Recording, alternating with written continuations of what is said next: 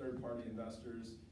We started doing that 2013, 2014.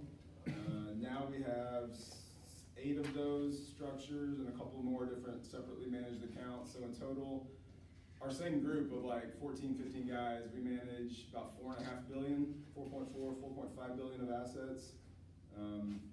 So I started out as a junior analyst to another PM who during the recession, the recession was hard. Several guys in our group got relieved of their duties, you could say. So the junior guys kind of got thrust into a position of portfolio management. So, I became a portfolio manager probably after only being there a year and a half, 2 years at the firm. And, I guess at my peak in terms of number of industries that I covered and assets, I had almost $1 billion of AUM that I was managing, call it 4 or 5 months ago. And then some of those industries got reassigned. So I guess in total I've been a portfolio manager for about almost 11 years or so. I've covered a whole host of industries, from chemicals to industrial companies to retail, and then I have like the stalwarts that I've kind of covered for almost 12 years now, 12 and a half years, which would be like gaming, lodging and leisure, so think casino companies, hotels, and then the leisure would be like a Six Flags or a SeaWorld, something like that, or anything kind of leisure spend related. And that's kind of my core focus. And then insurance brokers. So commercial insurance, property and casualty insurance brokers. They are kind of a middleman between carriers and small to medium-sized businesses. So those are the groups that I have now, because I've taken on some administrative duties at the firm. So right now it's about 550 million of assets is what I manage. And so taking a step back to kind of tell you what we do real quick, and then I'll open the floor. You guys can ask all the questions you want, because some of this stuff is maybe made a little bit more explanation. So we invest in leverage loans. So at a high level, all the leverage loan is basically a company is borrowing against their collateral. So, and there's a multitude of reasons why companies do this. So think a private equity firm, the standard case is such. So a private equity firm wants to buy this casino company. So let's say the casino company does $100 million a year of free cash flow. So the private equity firm will buy it for 10 times EBITDA. So that's $1 billion valuation. But of course the private equity firm's not gonna they're not gonna stroke a check for $1 billion. So what they're gonna do is, they'll put in $300 to $500 million of equity, which is their cash, and then they're gonna go out and borrow the rest of it. And what they'll do is they will use that casino company's assets as collateral, and they'll borrow against them to create leverage. And there's a whole host of reasons that they do this, but primarily it's to juice their equity returns, and also because, from a tax efficiency standpoint, having, like you guys will learn, like capital allocation, having the proper amount of debt, tax deductibility, et cetera.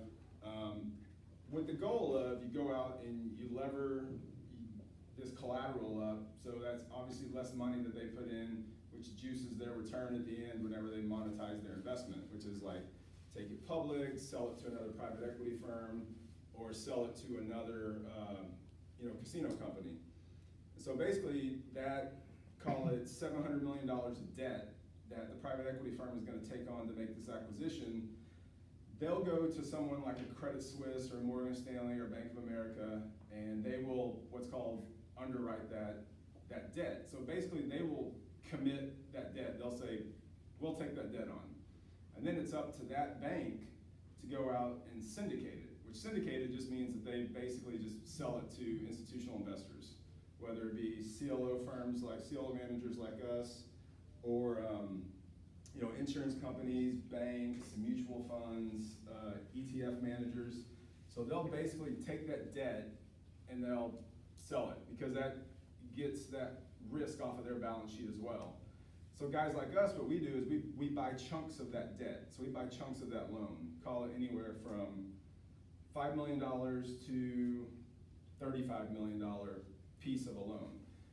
And loans in our market vary from, at least the ones that we focus on, vary in size from, $400 or $500 million loan to upwards of $4 to $5 billion of a loan. It just depends on the company and the size of the deal, et cetera.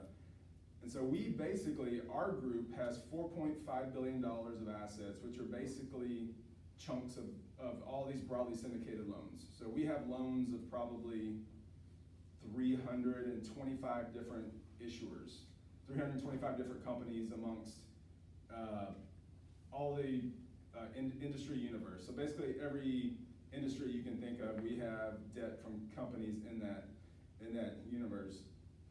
And then what we do is we take pieces, so basically we like slice and dice it. So let's say I own $10 million of debt from casino company A.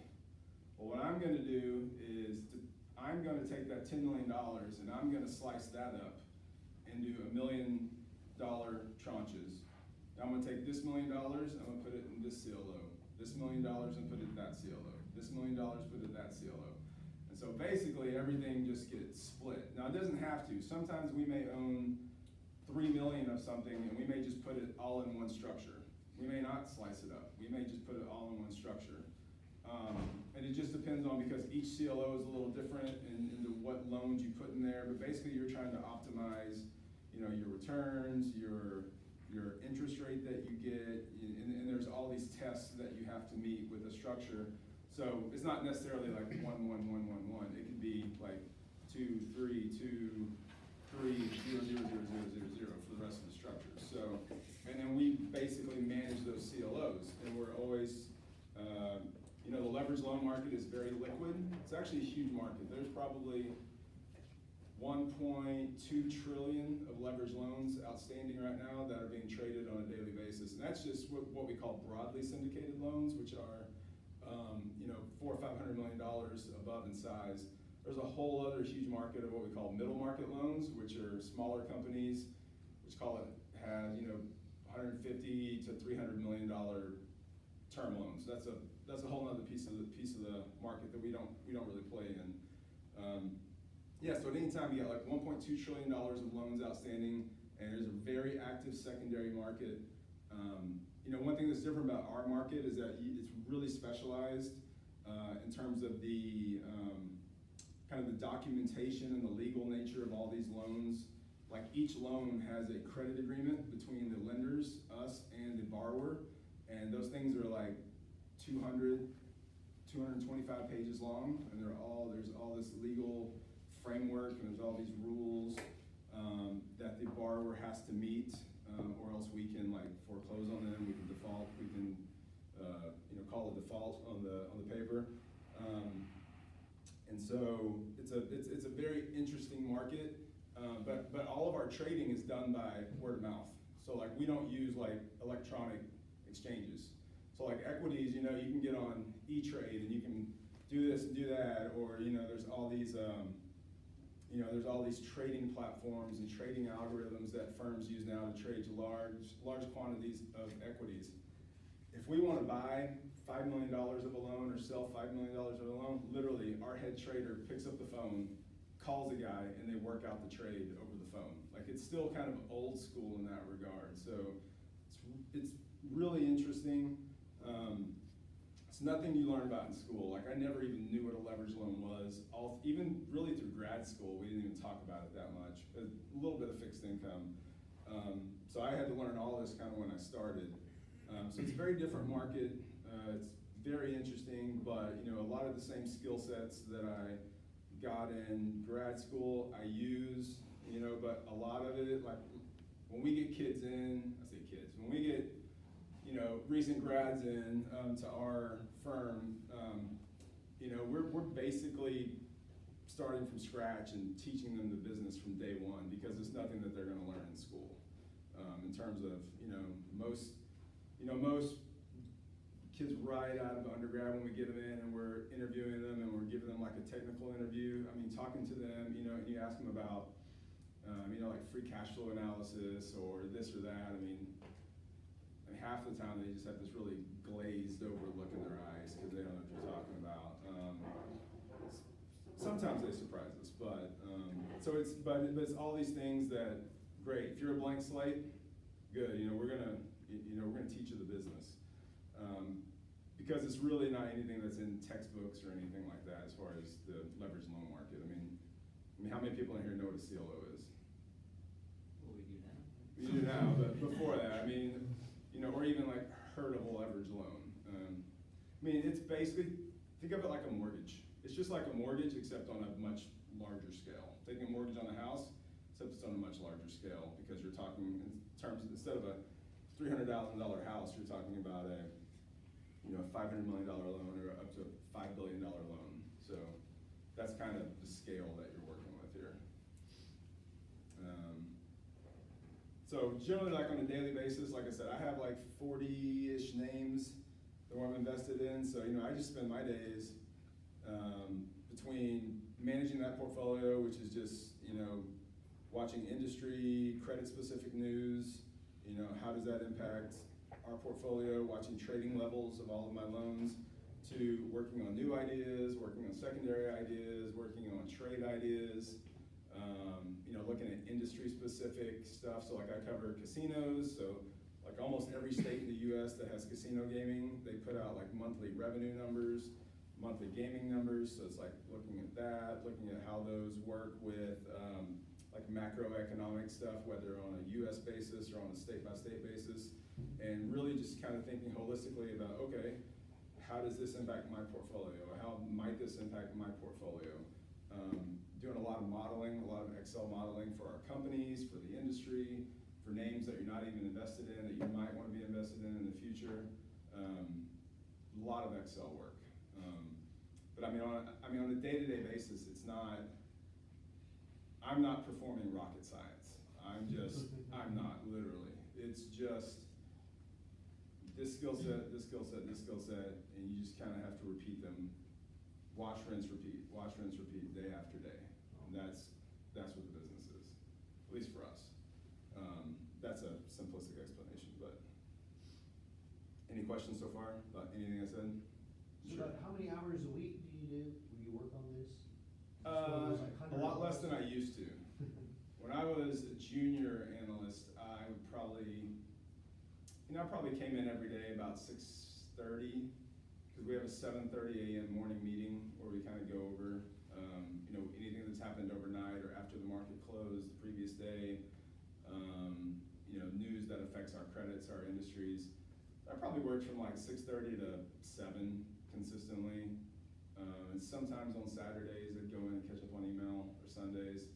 But now I'm married and I have 3 little kids, 8 and under, and I just don't have the time to be doing that. And I have a junior guy that works for me now, and so now I work from about 7:30 to 5:30. But I never stop working. I'm always checking email, looking at my portfolio, checking email at night. So yeah, it's not too bad. It's not like being a junior investment banker where you're gonna work like 100 hours a week for 2 years and then they're gonna kick you out because they want you to go to grad school. That's that path. If you go the Wall Street path and you go do iBanking, they're gonna want you to work like 90 to 100 hours a week.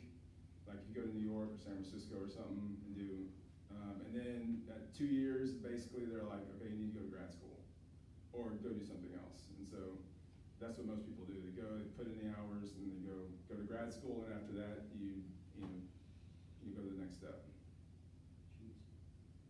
So when you're when you're hiring new people, are they graduate students or are they masters? It depends on what we're hiring for. Honestly, I prefer undergrads that have no experience. So we have like 8 portfolio managers, and virtually we're split kind of down the middle. Like there's 4 of us that prefer green, like we love green people in terms of like no experience. Like we like to get you in and teach you the business our way, to where you have no you're not coming in with any preconceived ideas or preconceived ways of doing things. Come in, teach you the business from the ground up, and then we have a group of 4 of us that want to own experience, right? They want you to have done this for a year, year and a half, something like that, at a different shop.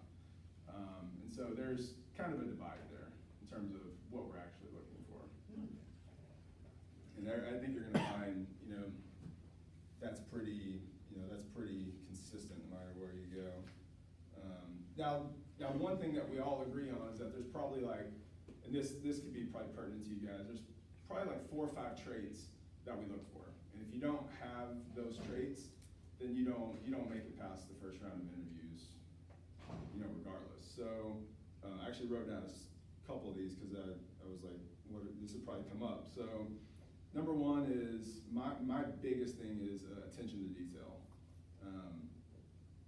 It's one thing to like make a mistake on a model, once or twice, but just sloppy work is like not tolerated. Because I mean, when you're dealing with $4.5 billion of other people's money, there's just no room for sloppy work, just none. So we pay very close attention to our junior analysts and their level of attention to detail.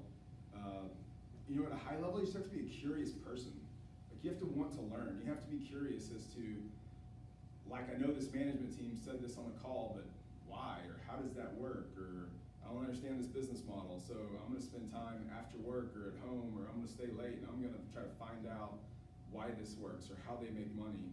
Just general curiosity about the capital markets, economics, and just the industries that you cover are a must. Punctuality kind of goes without saying, just don't be late to things, be on time, be early, be amazed. Some of our junior people are not very punctual, in terms of like missing the morning meeting, which is like the only thing we ask you to be there for every day. Multitasker, like our junior guys support two or three portfolio managers. So while I may cover 4 or 5 industries, the guy next to me is gonna cover 4 or 5 industries, which means the junior that supports us both has to be responsible for like 10 industries. So you have to be able to multitask, handle a lot of different things, and be able to prioritize well, because I may want something, this other portfolio manager may want something too, and you have to be able to critically think in your head, how am I gonna prioritize these 2 or 3 things, but get them also out in time to the right, person. Follow through, if I ask a junior person to do something, hey, can you please have this done by 5 o'clock today? And it's not done by 5 o'clock, there needs to be a really good reason why. Or if you say, yes, I'm almost done with that project, I'm gonna have it to you on your desk at 8 a.m., it needs to be there at 8 a.m. So if like don't make promises, don't make promises that you can't, that you can't follow through on. And other than that, like Excel skills, just knowledge of leverage loans, it's not, Excel skills are important, yes, but like knowledge of leverage loans, like I didn't know anything. I didn't even know what a leverage loan was when I started at our company, and a lot of guys don't. And it's just because it's not something that gets talked about, a lot at school. So yeah, attention to detail, curiosity, being able to multitask, just being punctual, follow through, just pretty commonsensical things are really what we look for. And if you don't have those, or we don't get a sense that you have those during like phone interviews or your first round of interviews, then you don't go very far in the process. Mr. Banks? Yeah. I got a question. Go ahead. Is this market regulated? Oh yeah. It's SEC regulated, and when I say it's kind of like old school, yeah, but it's still like uber regulated, and our interactions with the borrowers, so the companies that are borrowing the money, are very regulated. Like I said, that 200-page credit agreement that each loan has, it sets out the terms of the contract. So it lays out, hey, I'm simplistic here, but it lays out, I'm borrowing this much money, I'm paying this amount of interest, I'm gonna pay it back at these increments. I have to have my financial statements out in this many days for quarterlies, and this many days for annuals, and I have to have a budget out in this many days. And then there's a whole section of the credit agreement which basically are rules that the borrower cannot violate in terms of how much extra debt they can take on, are there you know, like leverage levels, what type of what type of acquisitions can they make? What type of investments can they make? What type of, can they pay dividends to their shareholders? And if so, how much? And if any of those terms are violated, it's a default to the credit agreement, and we basically own the company. So they don't try to violate them. I mean, but everything we do is set out in a contractual nature with, between us and the borrower. And those things are heavily negotiated between the kind of the bank that's underwriting the loan and the private equity firm or the company, before it even comes to us. And then sometimes there's some minor changes, that are made along the way, but yeah, it's very regulated, and there's lawyers all over the place. Anything else? Any questions about EBITDA or leverage or anything? Can you tell us some of the trends that you look out for, like in macroeconomic? Yeah, I mean, a lot of it depends on what industry you cover. I mean, I'm not a big I'm sort of a macro guy, but I'm not like a big macro guy because it doesn't really impact my space that much. It does some. So let's take like casinos, okay? Because that's my bread and butter, and I've covered those forever. So let's say I'm looking at investing in debt that's being issued for this casino company wants to build a new casino in Sioux City, Iowa, something like that. So one, I'm gonna look at, what's the competitive nature like there in that market? Is it are all the licenses already issued in the market? Or could there be more gaming licenses that are issued by the regulators there? Because hence more competition in that area means my casino is probably gonna take in less revenue, and they may have trouble meeting their financial projections, which means they may, third hand, not be able to make their debt payments to me as a lender. I'm gonna look at the tax rate of that environment. I'm gonna look at the overall health of that state or that regional economy. If you look at something like Las Vegas right now, like Las Vegas got crushed in the recession, but then they've had 11 straight years of basically nice growth since then, kind of nice steady growth, where things are things are great there now. So you're looking at, all these macro things, retail sales trends, unemployment, weekly average earnings. You're also looking at little things like population density, like, okay, you want to put a casino there, but let's look at how many people are really, within a 50-mile radius of that property.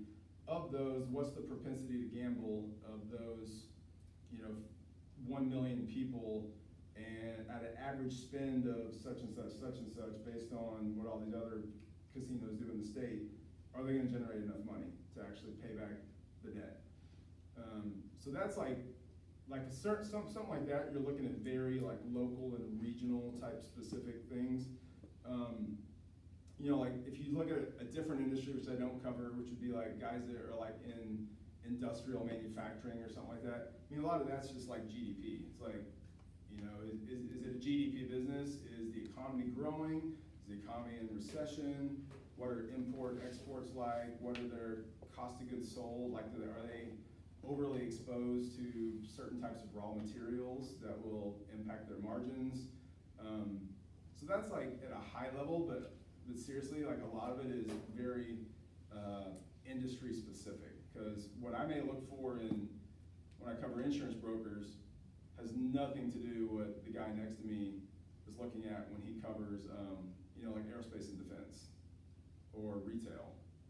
Because the world can be going great, but if you own a bunch of debt of brick and mortar retail shops, your life sucks right now because those guys are getting crushed. So there's not one or two macro trends that pretend success for every industry. It's very different based on what industry you cover. So does that come from your proprietary outlets, or does that come from Google? We have Bloomberg, which is a software that has every article of data basically that you'd want to know in the world at our fingertips. And you subscribe to a lot of things, and there's a lot of, there's a lot of Wall Street research guys out there that get paid a lot of money to do a lot of research. And you just get subscriptions to their, to their work. So I get a gazillion emails a day from, Wall Street guys that are putting out this note or that note or this note or that note, talking about trends in this industry or that industry. And then, man, just going on all these different sites like Bureau of Labor Statistics or, like for gaming, I can just go to the Connecticut State Lottery Commission Gaming Board segment, and I can actually like subscribe that when they put out their press release that says gaming revenues this month were so-and-so, and they have all this data, it just automatically comes to my mailbox. So, there's any data you want to get is available, and there's so much of it. It's really something you have to be careful of, because you can get into paralysis by analysis like really quick and lose sight of the bigger picture of the investment. At a high level, I'm looking at a company, I want to know, about the industry. Do they have a good market position? Are they a good player? Is there growth? So are they going to generate cash? At the end of the day, all I care about, am I going to get paid back? I'm going to give you $10 million of my money. Am I going to get it back in 5 years when your loan is due? That's really all I care about. At the end of the day, all these other things are great, but at the end of the day, all I'm doing research on is, hey, 5 years from now, I'm going to get paid back. That's all I care about. And so, if you spend like 10 days looking at every data point in the world that's out there about this industry or that industry, you can really get paralysis. And at the end of the day, sometimes you have to pick 4 or 5 key attributes.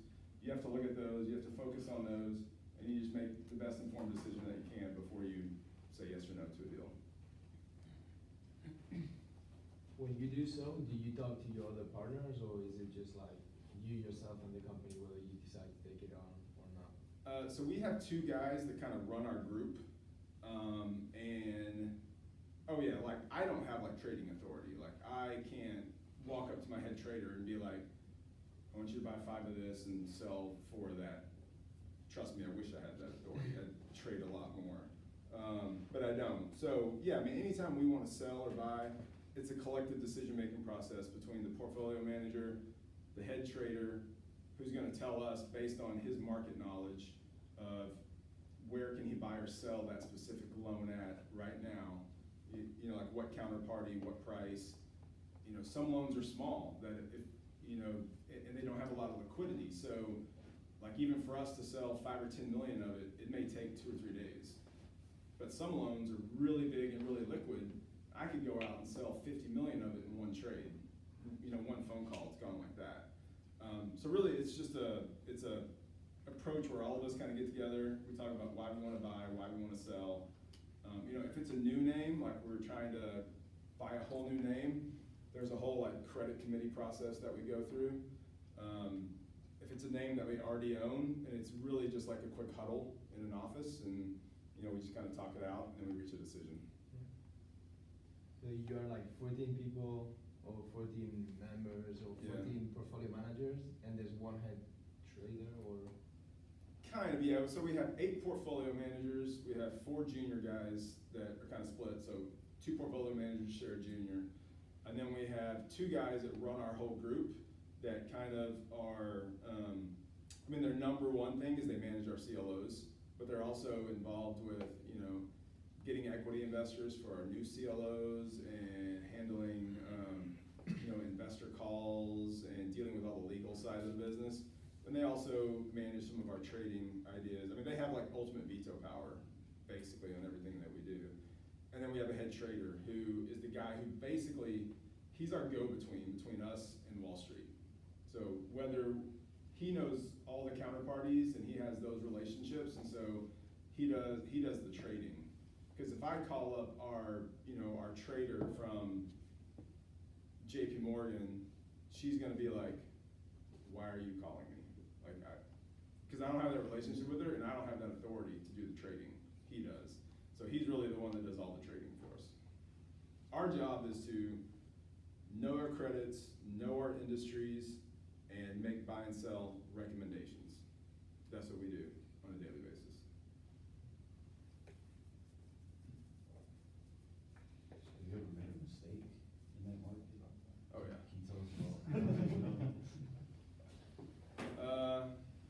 actually have a pretty good track record, but yes, I will tell you, this is actually one that I use as not really a case study, but it could be. So there was well, it's not important to know the name, but there was a new casino that got built, a new casino resort that got built in Atlantic City 8, 9, 10 years ago. I bought into the story. I pitched the deal like 3 times to our investment committee. They weren't really feeling it, so each time they said no. And it actually turned out to be a good thing because I think the company filed bankruptcy twice, the debt got wiped out. I mean, our investment would have been a zero, basically. And I took a lot of lessons from that. I mean, we all make mistakes. I mean, it's luckily what we do, buying senior secured leveraged loans, which have collateral, they actually, one, they have a really low default rate, so they don't really go bad very often. I think default rate's like less than 3% historically, so there's really not a lot of blow-ups. Because you're super priority in the payment structure, so you get paid first even when they liquidate. And 2, I forgot where I was going there, but so it's pretty safe. There's not a lot of blow-ups. But I just learned a lot from that, and everybody does. We all make bad investments. We all have deals that go south that have, I mean, sometimes it's things you can't foresee. It's you're humming, you got a company that's humming along, and then boom, the regulators come in and make some sort of a regulatory change just out of the blue that like crushes the company's revenue stream, and you're like, you can't foresee things like that, and that happens, and that's just bad luck. But sometimes you can just make a bad investment decision. You can just, whether you underestimate competitive impacts from something, or you underestimate like macro impacts on a company, you have to learn from those. But my problem is that I got blinders on, and I like wanted to believe in this story, and I wanted to believe in the asset value, because what had happened is that you had a resort that cost about $2.4 billion to build, which means you had people put in $2.4 billion of hard, cold cash to build this resort, and you had like $800 million of debt against it. And so, the thinking is, okay, even if the resort fails, they don't generate any money, somebody's still gonna come in and they're gonna see asset value in that property and those buildings, and you're gonna get paid back. Didn't happen. I mean, I think somebody actually bought that $2.4 billion brand new property for like $150 million. Like, it was bonkers. And the whole deal was because the builders just, one, they didn't design the casino very well. This is very getting into the weeds, but when you're designing a casino, there's a lot of things that go into people flow and aesthetics and the perception that you want to put out to gamblers there. There's a lot of things that drive extended visitation and extended stay actually inside the doors of a casino. And the longer you're there, the more you gamble, the more you spend. So it's all about keeping people there and creating an environment where you keep people at the tables, at the slot machines, or at a restaurant or an entertainment venue. They just did a piss poor job of designing the place. And you didn't really know that until it opened and you got in and you saw what the results were and you started getting feedback from customers. But I mean, by then it was too late. Because by then, the market had changed there. You had a lot of competition come in from neighboring states like Pennsylvania, which most people don't even know this, but Pennsylvania is the second largest gaming market in the whole United States, behind Nevada. I mean, who would know it? And it's new, like they didn't even start opening casinos till like 06, 07. So you had all this competition ramp up in New York, in Pennsylvania, and all these neighboring states, and it just crushed Atlantic City. Like Atlantic City's had half of their properties close during the recession, basically. And so I just underestimated that, and I got so bought into, these guys are gonna make this work, these guys are gonna make this work. Oh, the next team, I like their idea, how they're gonna reposition the property, they're gonna make this work, they're gonna make this work. The next thing you know, it's chapter 11, 2 years later, chapter 11, 2 years later, shutting down the property.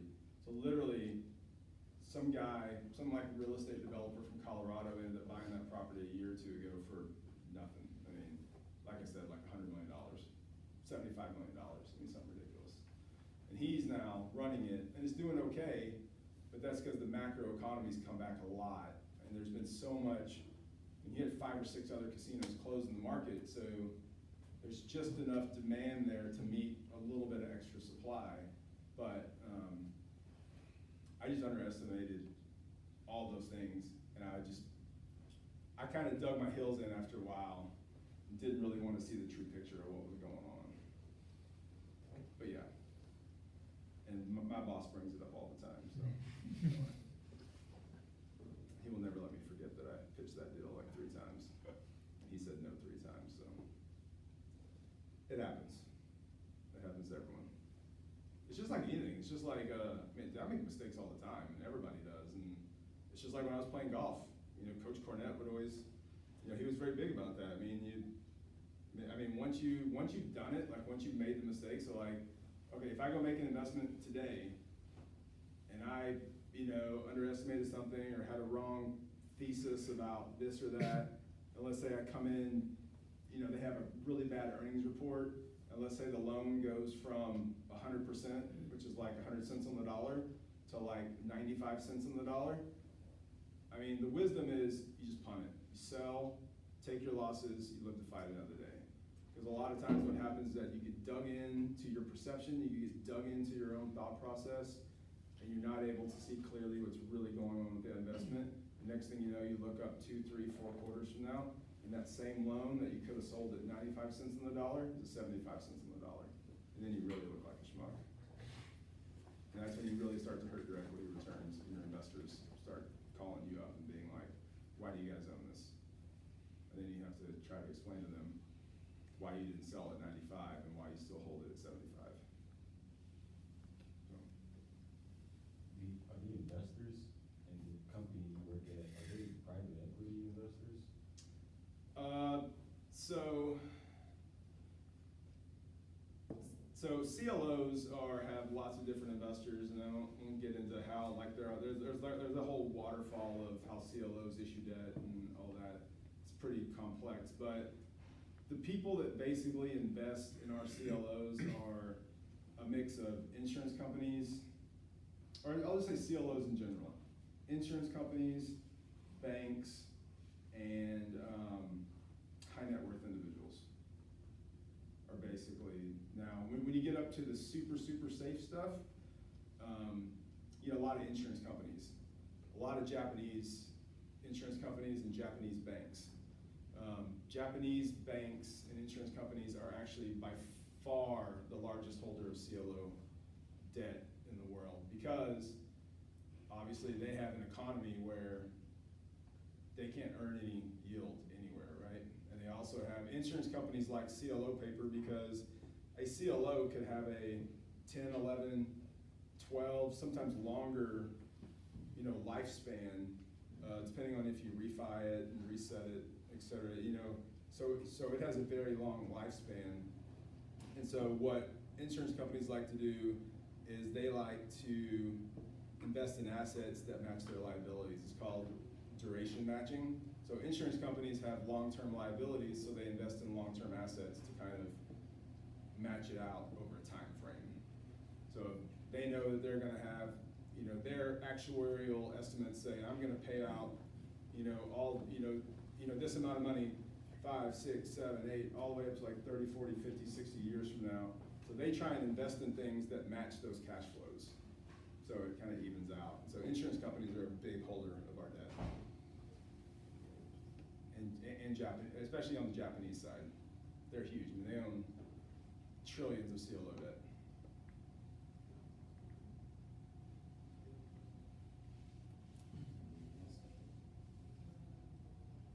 Anything else?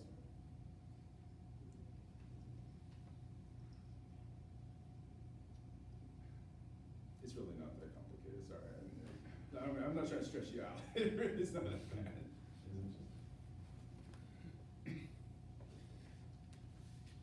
So you say you deal with high yield bonds as well? Or we did. We used to invest in those, but we stopped doing that 7, 8 years ago. So one of the differences is just accounting. So one, high yield bonds are unsecured. So there's a lot more volatility because they're lower in the capital structure in terms of they're lower in the payment waterfall because they're unsecured. You have no collateral. So you only get paid back on a bond. Like if a company goes into default or they liquidate, you only get paid back once our debt is paid off. So obviously that's why they pay a higher coupon, is because it's unsecured paper lower down in the capital structure. But also, so there's inherently more volatility in them. There's higher beta, and also from accounting perspective for our company, so loans are what we call like held for sale, and so bonds are what we call mark to market, which means basically if a bond goes down, call it 10 points in a day, well, you have to basically mark that from an accounting perspective every day. So my P&L statement, my profit and loss statement as a company is a lot more volatile because I'm running a lot of gains and losses on a daily basis through my P&L based on bond prices. Loans, you don't do that. You only take your gain or your loss when you sell it. And so you buy a loan at 100 cents on the dollar, and from an accounting perspective, the price of that never changes until you sell it. So there's no volatility in your P&L. So our company made the decision really during the recession. We had a big bond portfolio, mainly in energy, and it got smoked. And so they had to run these huge losses through their P&L. They weren't big fans of that. And they weren't big fans of the volatility on a daily basis that bonds, that you get with bonds. And so we basically shut that portfolio, ran it off, and we focused on just doing loans because we didn't have that day-to-day volatility from an accounting perspective. Yeah. So if somebody decided that this sounds good and they wanted to apply to be a junior analyst or whatever, how would they go about doing that? Well, for our firm, we would just need an opening, but we don't have any openings. But I mean, in general, there's a lot of shops. You just don't know it because they're not the big name places. But I mean, you just have to look. You have to just get involved and look at the, just try to get on the job boards. Regular places. But you have to be cognizant of the term credit analyst. It means like a million different things. So if I were to go on some job board and look for a credit analyst, dude, you're gonna get so many random things that they call a credit analyst, but really it's like, okay, you're working in the collections department of Capital One in their auto collections department, but they're gonna call you a credit analyst. So, I mean, you just have to dig in and be cognizant of really, what you're looking for in the job postings in terms of, you're gonna have to filter and, look for fixed income shops and, trying to think of the best job boards, you guys have a Bloomberg terminal up here? We used to have one, but You don't have it anymore? no. Okay, if anybody has a connection to like the CFA Society of Dallas-Fort Worth, I mean, they have a job board where, companies, local companies in the DFW area, when they're hiring, they'll put job notices up there. I mean, when we need someone, we go to either a recruiting firm, or we put it out on like Bloomberg, or we put it out to, LinkedIn is a big one. So like we put out job postings on LinkedIn, and we go to like some of the colleges just that we know of and we have relationships with, and we go to their business schools, and we'll try to solicit resumes that way. But we have a pretty good applicant pool. I mean, last time we hired for a junior, it's competitive. I mean, we had a few hundred. I bet we had like 400 or 500 resumes for one spot. 300 or 400 resumes for one spot.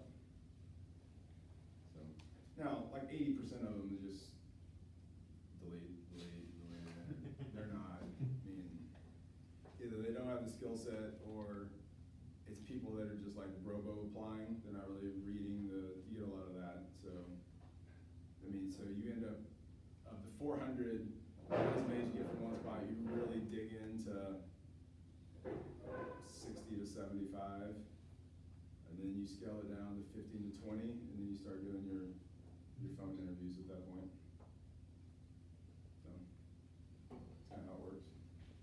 And then generally what we do, just in case you guys do go a path, generally what you get, you're gonna get a phone interview, you'll get 1 to 2 in-office interviews, which sometimes are 4, 5, 6 hour days, because you're gonna interview with multiple people. And you'll probably get like a case study, like we do a modeling test, where we give,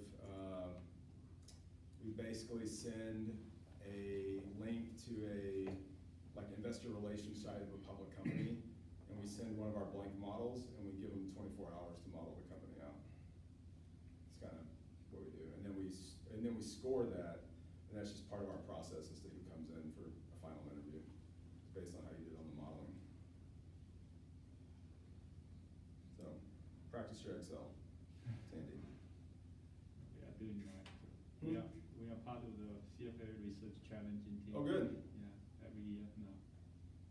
It's, yeah, that's one thing I wish I would have actually done more of, was brush up on my Excel skills, because, man, I get these youngsters in, they're 25, 26 years old, and, I mean, most of my junior guys, and one of the first things I tell them is I say, when you're working on one of my models, I was like, don't be putting in all this complicated formula stuff. I mean, you gotta keep it simple, because I need to be able to go in there and play with these massage numbers, and they use formulas sometimes, which I didn't even know existed, and I'm like, I can't be doing that in my models, man. I'm old school. I can't do that. If you have to create a couple extra columns and hide them, do that. But I don't need some formula that's like yay long. That doesn't do me any good. So, yeah, it's very important, for sure. I think what else? I have a question. That's it. Yeah. Do you require any license for the junior analyst to start? No. No, Just because we're not making, You do yeah, with there's no time. Series 7 or Series 63, because we're not making, stock recommendations or anything to individual people. I mean, we're making investments as an institutional investor, so I mean, we have, fiduciary obligations and stuff, but yeah, no, you don't have to be licensed. I'd say about half of our group has their CFA though, and half don't. Yeah, so I mean, I got mine during grad school. I just did it at the same time. So that's important. I mean, I think